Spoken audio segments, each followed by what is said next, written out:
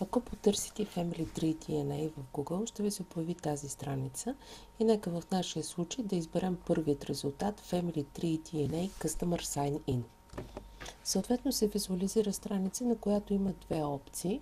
Вляво е частта за въвеждане на потребителския код и паролата за завръщащ се клиент, а в дясната част е опцията за поръчване на кит, с който да бъде събрана генетичната проба. Нека да изберем сега тази опция и това, което в последствие ще се визуализира, е списък с тестовете и техните цени. Това, което виждаме, е списък на тестовете, той е доста дълго, в последствие ще преминем по-надолу с цените актуални за определения момент. По време на промоции тези цени са съответно актуализирани. В първата част е автозомният тест Family Finder за $79, както и комбинациите с Y хромозомен тест и с митохондриален тест. Във втората част са изцяло мъжките тестове Y37, Y67 и Y111. В третата част са тестовете за митохондриална ДНК, които са по майчина линия. Тук трябва да се обърне внимание, че този тест е както приложим за мъже, така и за жени.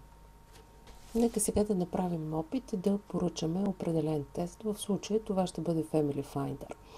Разбира се, най-напред, тъй като това е нов клиент, трябва да изпишем името. В момента изписвам Димитър Иванов, произволно избрано от мен име. Над кутията виждаме теста, който сме избрали. Вдясно виждаме сумата на избраните от нас тестове, а вляво продуктите, които можем допълнително да си поръчаме към вече избрания тест.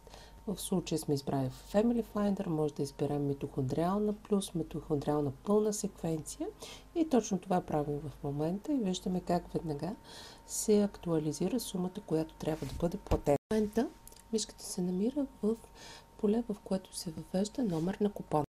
Има различни видове купони, в повечето случаи те дават право на отстъпка от точно определен продукт. В повечето случаи купоните са кодове, които съответните потребители получават на своите имейли. Всеки потребител може да подари или размени своя купон за друг купон от друг потребител, така че следете нашият форум за актуални промоции и наличие на свободни купони. Много е важно при първоначалната поръчка да бъде отбелязан полът на лицето, което ще се тества, защото това определя бъдеще какви тестове ще могат да се появяват в съответните минути за поръчване. В случай, че се избере женски пол, няма да може да се поръчват мъжки тестове. Нека да преминем към следващата стъпка, която е проверка на нашата сметка и съответно извършване на плащането. Визуализира се този екран. В дясната страна отново се повтаря името на тествания, който сме записали, плюс тестовете и сумата. В дясната част се попълва имейл адреса, на който ще получите парола за влизане в профила, както попълването на имената, адреса и картата, с която ще бъде извършено плащането. Натискането на бутона Accept Terms and Complete Purchase би трябвало да ни заведе на следващата страница, но тъй като аз не съм попълнила по-голяма част от данните, както и адреса, на който да бъде доставен кита и картата, с която да бъде платено, не може да продължим по-нататъка. На този етап може да бъде променена кошницата и всъщност това, което ще направя, е да премахна единия тест и да добавя друг тест. Виждате това как се случва с натискане на съответните хикс бутончета за премахване и за добавяне на тест избиране от списъка, който е в ляво. Вече можем да видим, че в нашата кошница се е актуализирал списъка с тестове, както и цената. Тук трябва да обърнем внимание да не пропуснем имейл адреса и точният адрес за доставка на кита.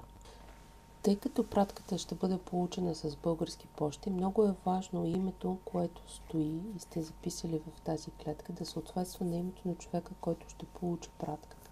Ако вие ще тествате леле си, но вие ще получите пратката, по-добре е да изпишете вашето име, като в последствие имате възможност да смените името. Името може да бъде сменено многократно, произволно. Така че внимавайте, за да не загубите пратката, просто напишете името на човека, който ще я получи в български пощи. След като сте се уверили, че във вашата кошница са тези тестове, които искате да поръчате, е време да преминете към плащането чрез натискане на зеления бутон Accept Terms and Complete Purchase. За съжаление не мога да покажа следващата стъпка, но в момент, в който поръчвам, ще направя запис и ще го добавя.